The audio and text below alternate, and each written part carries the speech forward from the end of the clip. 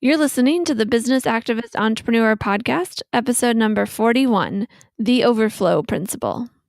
You're listening to the Business Activist Entrepreneur Podcast with Brandon and Amanda Neely. Whether you call yourself a social entrepreneur, a conscious capitalist, a B Corp, an L3C, or whatever, this podcast is for activists using our businesses to make the world a better place. You are not alone in your venture.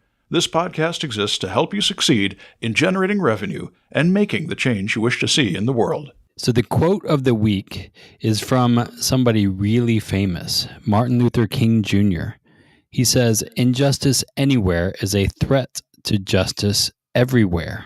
This is the episode where you'll be able to tell that I'm an optimist and Brandon is a pessimist, though I've learned how to share my optimistic perspective with pessimists like Brandon.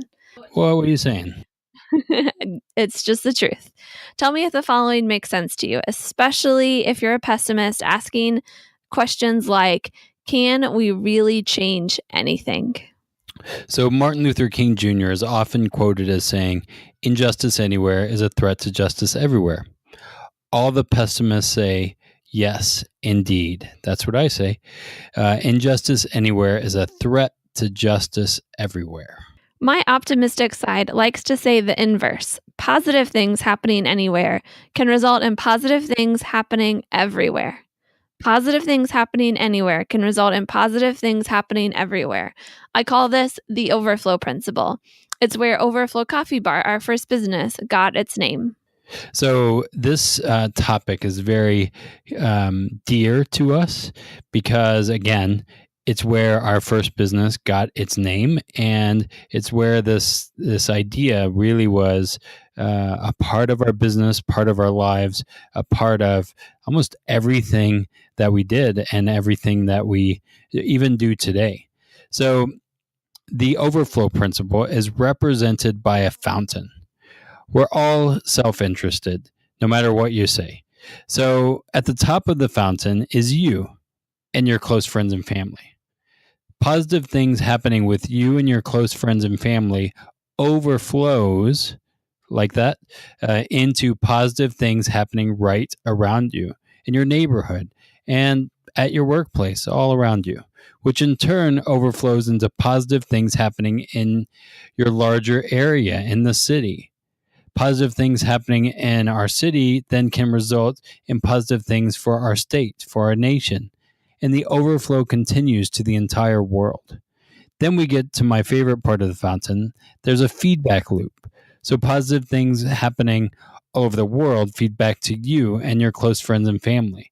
It's a virtuous cycle of sustainable community. Yeah, virtuous cycle of sustainable community. And ethical economics plays a huge role in this because we live in a world that's increasingly economically integrated and interdependent. If you look at your day by the countries you touch, where your food comes from, where the raw materials in your clothes starts, who assembles your clothes, where the fuel to power your car or the bus or your home comes from where your coffee in the morning is grown to where your late night snack was grown, most likely we touch every single continent every single day, with the exception of Antarctica. I don't even think ice cream can be manufactured there. Back in Martin Luther King Jr.'s day, he could say that injustice anywhere is a threat to justice everywhere. The world is even more interconnected today now than when he was around. His words would be even truer today. And I believe mine are as well. Positive things happening anywhere can result in positive things happening everywhere. A friend of mine likes to say that making a difference is like playing Chinese checkers. Chinese checkers isn't like your typical checkers where you go from one side to the board to the other. In Chinese checkers, the players advance from all sides. Doing something that changes the world, like eliminating extreme poverty, needs all kinds of positive things happening from all different sides. Positive change needs to happen in every stream of the river we talked about in last week's episode. Positive change needs to fight poverty of all types in all different ways. Positive things need to happen in as many places as possible, and the results will be positive things happening everywhere. So here's an action step. Journal your responses to the following questions. We all experience poverty in some way, shape, or form at some point in our lives. It might not be monetary poverty. It could be emotional, mental, spiritual, or relational. Think for a moment and list any ways that you feel poor right at this very moment. When you're ready, answer the following questions. Which polluted stream of the river relates to this area in your life? And again, you got to go listen to last week's podcast so you know what we're talking about there. And then what kind of alleviation do you need for that poverty? Relief, rehabilitation, or development? If you go to the podcast episode 2 weeks ago, you can refresh your memory about what those entail. And then finally, how could a positive change in this area for you be shared with the people around you? Taking the overflow principle and putting it to work. Now, we're going to share 2 stories of how the overflow principle has worked for us. So we love coffee, if you didn't know that already. Love coffee. Yeah. We want to marry coffee. No, just kidding. Running a coffee business, I think we had way too much of it, and I still drink it every day, if not a couple times a day. So we love coffee. In fact, most of our dates when we were dating were at coffee shops. Do you remember some of those places? Yeah, they were fun. When we learned about the injustice in the coffee industry and how 23 million small coffee farmers live in poverty, we switched our coffee habits. We started drinking only direct trade coffee grown in sustainable ways and purchased at above fair trade prices. We discovered a few personal benefits. The coffee actually tasted better. It tasted really good because of the care that was put into it. We felt really good also about the differences that we were making to the farmers and into the planet. And we got to know some really cool people with similar passions. So guess what happened next? We started sharing those benefits with others. It wasn't a pushy or judgmental thing, or at least we tried not to make it one. Sometimes it's hard not to judge the protester drinking in Starbucks, though. Wait, no, you said it wrong. Oh, I didn't want to go there.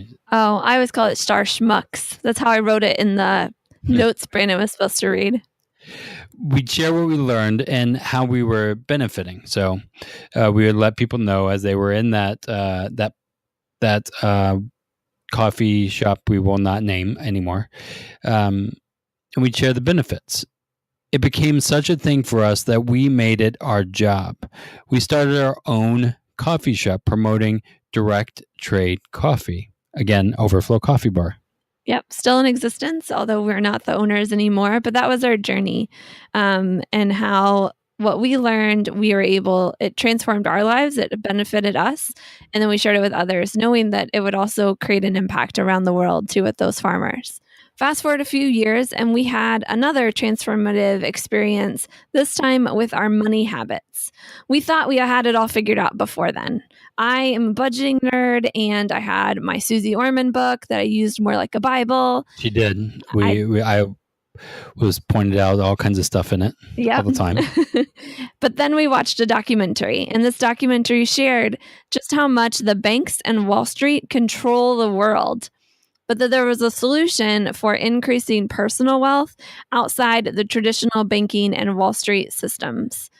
We saw a way to build wealth in a safer, more guaranteed way while making sure we weren't supporting companies we didn't agree with, Starbucks, or the systemic oppression of banks. So we changed our plan, and immediately we saw benefits. Some of those benefits included A, more control and predictability with our money now and for the rest of our lives. B, more ability to live the lives we desire, lives of entrepreneurship and generosity. And C, knowing we were doing more good than harm with how we grew our money for buying a home or retiring one day or whatever life throws at us. And guess what happened next? We started telling people about it. In fact, we've benefited so much and told so many people about this money strategy that When we decided to sell our first business, we decided to make this our life's work. So those are just two stories of how the overflow principle has worked for us and in our lives and in the people that are around us. How about you? Have you seen positive things happen for you that then spread to other people? It could be from receiving an act of kindness that leads you to do something kind for someone else. I bet you can think of at least one time in your life that you've seen the overflow principle at work. Maybe it's even been within the past 24 hours, or maybe even within the next 24 hours, you're going to see it. All you have to do is to keep your eyes open and your heart open and allow the positivity to flow through you and towards others. We invite you to share your experience with the overflow principle in the comments over at the show notes page at businessactivistentrepreneur.com/041, as in the podcast episode number, but businessactivistentrepreneur.com/041. We recently actually updated our website too, so be sure to take a look around while you're there. businessactivistentrepreneur.com. Awesome. So this was fun to really share kind of our heart, the name Overflow, how it came to be, the overflow principle, and kind of how we live our lives, actually. So thanks again for listening to this podcast, the Business Activist Entrepreneur Podcast. We really appreciate you tuning in each week. So be sure to subscribe so that you won't miss an episode. And if you found this episode helpful, we simply ask that you share it with someone you think would also benefit from it, or share it on your favorite social media platform, or both. And please, if you can, leave us a review on your favorite podcast app so that we know we've been helpful too. Thanks for listening to the Business Activist Entrepreneur Podcast with Brandon and Amanda Neely. If you like our show and want to know more, check out businessactivistentrepreneur.com.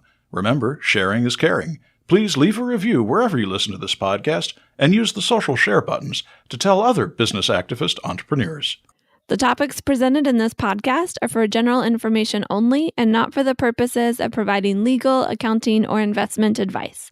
On such matters, please consult a professional who knows your specific situation.